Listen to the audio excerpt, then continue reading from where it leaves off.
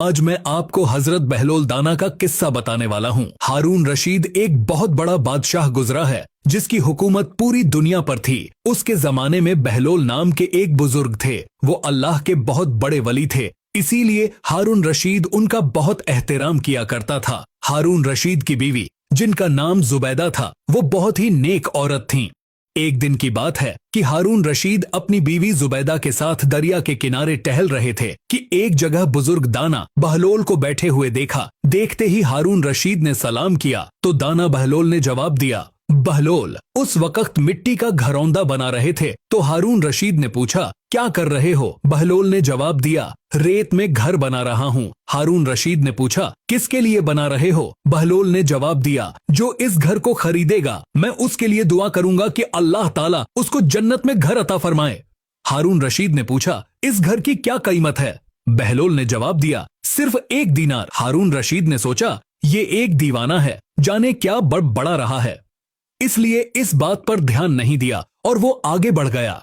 इसके पीछे जुबैदा खातून आई। उन्होंने ने भी सलाम करके यही सवालात पूछे, क्या कर रहे हो, किसके लिए बना रहे हो? तो बहलोल ने फिर वही जवाब उनको भी दिया कि जो इस घर को खरीदेगा मैं उसके लिए दुआ करूंगा कि अल्लाह ताला उसको जन्नत में घर अता फरमाए। कीमत पूछने पर बहलोल ने 1 दीनार बताया तो जुबैदा ने 1 दीनार देकर कहा, मेरे लिए दुआ कर देना। और फिर वो आगे बढ़ गईं। रात को जब हारून रशीद सोया तो उसने ख्वाब में जन्नत के हसीन मंजर देखे। खूबसूरत झरने, हरे भरे बाग और ऊंचे ऊंचे खुशनुमा महल भी थे और उन महलों में एक महल ऐसा भी था जिस पर जुबैदा का नाम लिखा हुआ था। हारून रशीद ने सोचा कि मैं देखूं तो सही मेरी बीवी का घर कैसा है, लेकिन इससे पहले कि महल में दाखिल होता, महल के एक चौकीदार ने उसे रोक लिया। हारून रशीद ने कहा, इस महल पर मेरी बीवी का नाम लिखा है, ये मेरी बीवी का है, इसलिए मुझे अंदर जाना है। चौकीदार ने कहा, नहीं, यहाँ का कानून अलग है, यहाँ जिसका नाम होता है उसी को अंदर जाने की इजाजत होती है, इसके अलावा किसी और को नहीं। जब चौकीदार ने हारून रशीद को पीछे धक्का दिया तो हारून रशीद की नींद खुल गई। जागने पर उसे यकीन हो गया कि बहलोल की दुआ जुबैदा के हक में कबूल हो गई और खुद पर अफसोस करने लगा कि मैं भी अपने लिए एक घर खरीद लेता तो कितना अच्छा होता।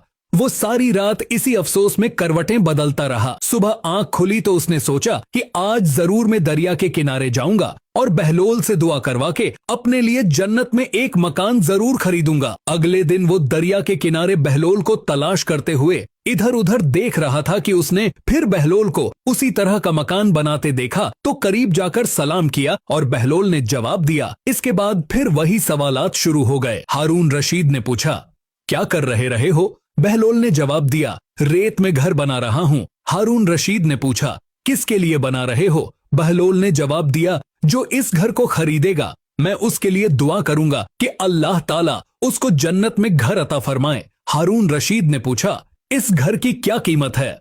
बहलोल ने जवाब दिया, इसकी कीमत पूरी दुनिया की बादशाही है। हारून रशीद ने कहा, इतनी कीमत तो मैं नहीं दे सकता, लेकिन कल तो 1 ही दीनार के बदले दे रहे थे और आज पूरी दुनिया की बादशाही मांग रहे हो। बहलोल ने कहा, बादशाह सलामत कल बिन देखे मामला था और आज देखा हुआ मामला है। कल बिन देखे सौदा था, इसलिए सस्ता मिल रहा था, और आज चूंकि जन्नत देख आए हो इसलिए अब इसकी कीमत ज्यादा देनी पड़ेगी। हमारी मिसाल ऐसी ही है कि आज हमने अल्लाह और उसके रसूल को बिना देखे माना था, इसलिए जन्नत बड़ी सस्ती है, लेकिन जब मौत के वक्त की आखिरत की निशानियां देख लेंगे तो फिर उसके बाद उसकी कीमत अदा नहीं कर सकेंगे। अल्लाह ताला हमको सही रास्ते पर चलने की तौफीक अता फरमाए, आमीन। इस बयान को अपने दोस्तों और जानने वालों को शेयर करें ताकि दूसरों को भी आपकी जात माल से फायदा हो और यह आपके लिए सदका ए जारिया भी हो जाए। क्या पता अल्लाह ताला को हमारी ये